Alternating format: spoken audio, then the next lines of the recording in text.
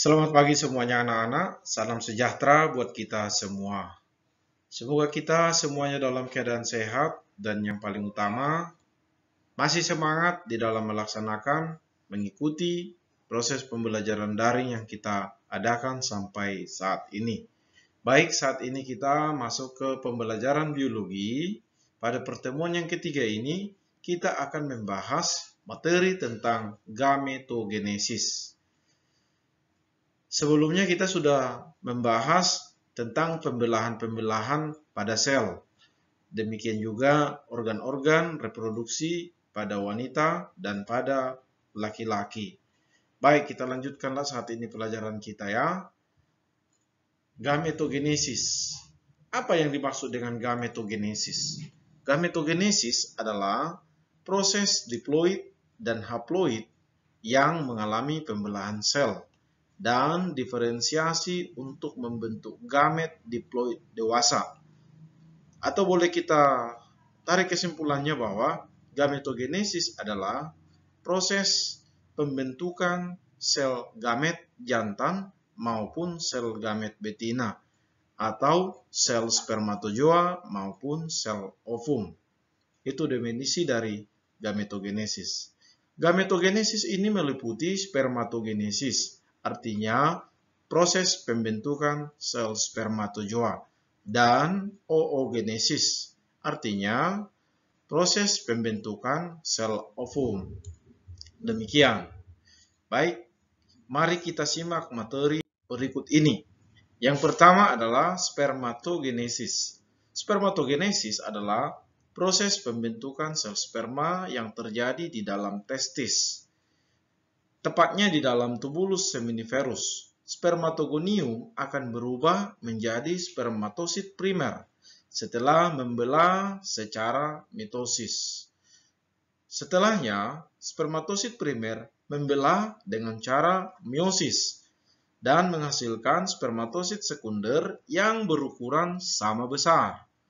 Selanjutnya, melalui tahap pembelahan meiosis yang kedua, spermatosit sekunder membelah diri lagi menjadi 4 spermatid yang sama bentuk dan ukurannya. Spermatid merupakan tahap akhir dari proses spermatogenesis sebelum akhirnya berdiferensiasi atau mengalami pematangan menjadi sel sperma yang matang. Demikian proses spermatogenesis. Oke, next. Kita lanjut gambar 1.5 yaitu bagan proses spermatogenesis. Anak-anak boleh lihat bagan yang ada di slide komputer Anda, di mana spermatogonium yang ada di dalam testis akan membelah secara mitosis dan menghasilkan satu sel anak yang sama dengan sel induknya. Itulah yang disebut dengan spermatosit primer. Kemudian sel spermatosit primer ini membelah secara meiosis dan menghasilkan 2 sel anak. Tadi sudah Bapak jelaskan di awal ya, sebelum ini ya. Menghasilkan 2 sel yang disebut dengan spermatosit sekunder. Namun sudah memiliki kromosom yang berbeda. Artinya pada sel spermatosit sekunder ini kromosomnya sudah berkurang separuh dari induk sebelumnya. Makanya selnya sudah menjadi haploid, ya. Kemudian spermatosit sekunder membelah diri dengan cara meiosis yang kedua kalinya. Masing-masing spermatosit sekunder ini menghasilkan 2 sel anak yang disebut dengan spermatid. Jadi pada akhirnya proses pembelahan pada meiosis yang kedua ini menghasilkan 4 sel sperma. Kemudian sel spermatid inilah yang akan mengalami diferensiasi dan terbentuklah sel-sel sperma. Baik, sel sperma diproduksi pada tubulus seminiferus di dalam testis. Satu sel benih yang belum matang membutuhkan waktu hingga 74 hari untuk mencapai kematangan akhir. Ini berlangsung pada seorang anak remaja laki-laki yang mengalami masa pubertas. Ini awal ini. Setelah itu nanti maka proses spermatogenesis ini akan berlangsung setiap saat, ya. Itu dapat ditandai bahwa seorang laki-laki dapat menghasilkan sel sperma dalam setiap hari, bahkan bisa, ya. Itu. Selama proses spermatogenesis, lebih dari 300 juta sel spermatozoa akan diproduksi setiap harinya. Akan tetapi, hanya ada sekitar 100 juta sel sperma yang berhasil matang dengan sempurna pada proses air tersebut. Dan perlu juga anak-anak ketahui sekalian bahwa dari sekian juta sel spermatozoa yang masuk ke dalam rahim yang sudah matang, nah, hanya satu sel sperma saja yang berhasil mencapai inti sel telur untuk melakukan pembuahan. Itu perlu anak-anak ingat. Nanti akan Bapak jelaskan itu lebih lanjut. Mengapa demikian? Oke, kita lanjut dulu. Di dalam tubulus seminiferus terdapat juga sel-sel Sertoli yang berfungsi memberi makanan pada sel sperma yang belum matang. Sperma yang sudah matang, yang sudah berdiferensiasi, akan terbentuk menjadi 3 bagian, yaitu yang pertama kepala, badan, dan ekor.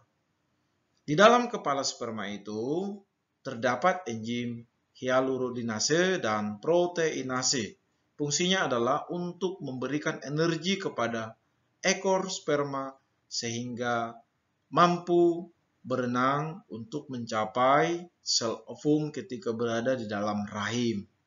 Kemudian, badan sperma itu mengandung mitokondria. Mitokondria itu fungsinya sebagai alat untuk menghasilkan energi. Energi inilah yang dibutuhkan oleh sel sperma di dalam menjalankan fungsinya, terutama di dalam proses pembuahan. Dan yang ketiga adalah ekor yang panjang, menyerupai flagel atau flagella, ya. Itu fungsinya adalah untuk alat gerak yang dilakukan oleh sperma untuk mencapai sel ovum. Itu. Baik, kita lanjut. Yang kedua adalah oogenesis. Oogenesis adalah proses pembentukan sel telur atau ovum yang terjadi pada wanita, tepatnya di dalam ovarium. Ketika masih dalam bentuk embrio, ovarium yang ada di dalam embrio telah memiliki sekitar 600.000 oogonium.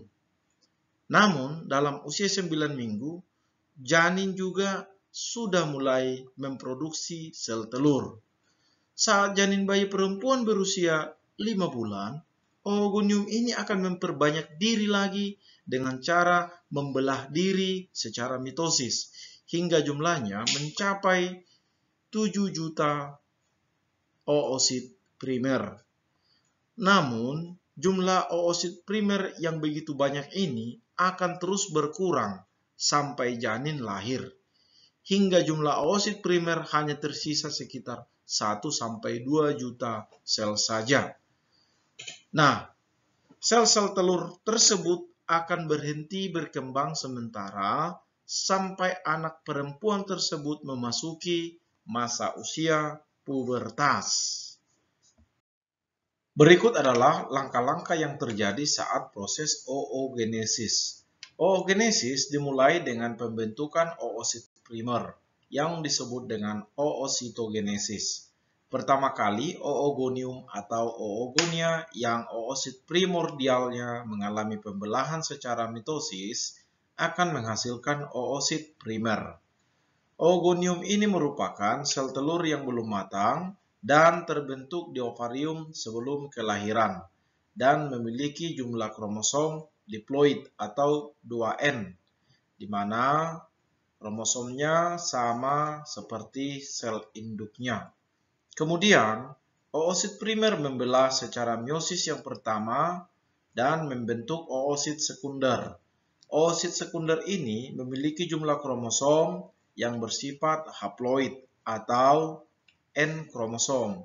Seperti yang dijelaskan sebelumnya bahwa pembelahan meiosis pada oogenesis tidak simetris, sehingga hasil pembelahan meiosis tingkat 1 ini tidak menghasilkan 2 buah oosit sekunder, melainkan hanya satu sel telur yang bersifat haploid dan yang lainnya disebut dengan badan polar.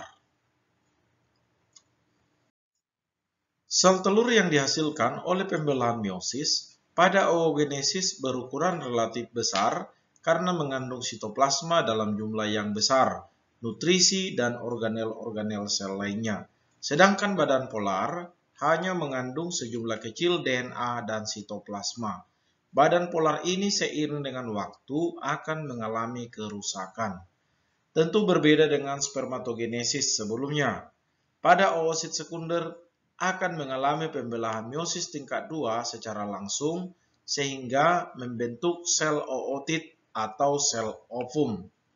Satu oosit primer jika mengalami oogenesis hanya menghasilkan satu sel ovum. Wanita hanya dapat menghasilkan sel ovum hingga mencapai usia 40-45 tahun. Setelah wanita akan memasuki masa menopause. Artinya, keadaan ovarium tidak mengandung oogonium lagi, sehingga seorang wanita yang sudah menginjak masa usia menopause tidak akan mengalami siklus menstruasi lagi. Berikut adalah gambar 1.7, yaitu bagan oogenesis. Mari kita perhatikan bersama di mana oogonia atau oogonium pertama kali akan membelah secara mitosis dan menghasilkan satu sel anak yang disebut dengan oosit primer, di mana ukurannya dan jumlah kromosomnya sama. Kemudian, oosit primer akan mengalami pembelahan setelah anak perempuan mengalami masa usia pubertas pertama kalinya. Di sana akan terjadilah proses pembelahan meiosis yang pertama sehingga menghasilkan satu sel oosit sekunder yang bersifat haploid dan satu lagi adalah badan polar yang pertama. Ukuran badan polar dengan sel oosit itu berbeda. Tadi sudah dijelaskan bahwa ukuran sel oosit sekunder relatif lebih besar dibanding badan polarnya. Kemudian, oosit sekunder tersebut mengalami pembelahan meiosis yang kedua kalinya dan menghasilkan satu sel ootit, yang kemudian sel ootit tersebut akan mengalami diferensiasi dan menghasilkan satu sel ovum. Jadi berbeda dengan laki-laki, ketika satu spermatogonium pada laki-laki mengalami proses spermatogenesis akan menghasilkan 4 sel sperma yang berdiferensiasi atau yang sudah matang. Sementara pada proses oogenesis, ketika proses pembentukan sel ovum, satu oogonium hanya dapat menghasilkan satu sel telur saja. Baik, kita. Yang berikutnya adalah siklus menstruasi. Siklus menstruasi adalah luruhnya sel ovum yang tidak dibuahi pada dinding rahim yang ditandai adanya pendarahan kecil dan umumnya berlangsung setiap bulannya sehingga membentuk siklus. Siklus menstruasi umumnya terjadi selama 28 hari sekali, dihitung dari hari pertama periode haid atau menstruasi saat ini hingga hari pertama periode haid berikutnya. Nah, berikut ini akan kita bahas mengenai fase-fase menstruasi, di mana fase menstruasi terjadi melalui 4 tahap. Yang pertama adalah fase menstruasi yang dihitung dari hari pertama sampai hari kelima. Itu pada umumnya ya, kita ambil rata-rata normalnya saja. Kemudian, yang kedua adalah fase reparasi atau disebut juga dengan fase perbaikan, fase penyembuhan, yaitu hari ke-6 sampai hari ke-11. di mana di sini terjadi proses penyembuhan dinding rahim yang tadinya sudah meluruh karena terjadinya menstruasi. Kemudian yang ketiga adalah fase proliferasi atau disebut juga dengan fase folikuler, yaitu hari ke-12 sampai hari ke-18, di mana di sini terjadi proses produksi hormon FSH yang bertujuan untuk mematangkan kembali folikel yang ada di dalam ovarium supaya oosit sekunder yang ada di dalamnya segera mengalami pematangan. Kemudian berlanjutlah pada proses pematangan sel ovum hingga terjadilah proses ovulasi atau yang disebut juga dengan pelepasan sel telur yang sudah matang dari ovarium menuju dinding rahim melalui saluran uterus. Kemudian yang keempat adalah fase sekresi yang dapat dihitung dari hari ke-19 sampai hari ke-28. Pada fase ini disebut juga dengan fase subur atau masa subur wanita, di mana pada saat ini, pada masa itu disebut juga dengan masa fertil, artinya di mana keadaan sel ovum telah siap untuk dibuahi oleh sel sperma. Jadi, besar kemungkinan dapat mengalami proses pembuahan. Jika terjadi suatu pembuahan, ya, itu dia. Tetapi bila mana pembuahan tidak terjadi atau tidak ada sel sperma membuahi sel ovum, maka sel-sel telur yang sudah matang ini akan mati, yang ditandai dengan berhentinya hormon progesteron diproduksi, sehingga sel-sel ovum ini akan mati dan meluruh. Tetapi sebaliknya jika terjadi proses pembuahan, maka hormon progesteron akan berlanjut diproduksi, demikian juga dengan hormon estrogen yang bertujuan untuk memicu merangsang proses perkembangan embrio pasca terjadinya proses fertilisasi. Nah, sampai di sini pelajaran kita hari ini. Sebagaimana biasanya, apabila ada yang kurang jelas atau yang belum paham, maka Bapak menunggu pertanyaan dari anak-anak sekalian, bisa melalui telepon secara langsung atau bisa juga di WA, baik di grup atau juga di japri kepada Bapak ya. Bapak tunggu. Bapak akan respon dengan baik ya. Baik, sebagai akhir dari pembelajaran di sini ada tugas Bapak berikan, ada 5 soal. Silakan anak-anak kerjakan soal-soal ini sama seperti soal-soal sebelumnya dikerjakan di kertas double folio secara terpisah dari materi pelajaran lainnya ya. Jangan lupa tulis nama, kelas, supaya nilaimu nanti tetap ada ya. Itu pesan Bapak. Baik, sampai di sini dulu materi kita. Semoga anak-anak dalam keadaan sehat dan tetap jalankan protokol kesehatan yang sudah dianjurkan oleh pemerintah kita. Selamat pagi semuanya. Terima kasih.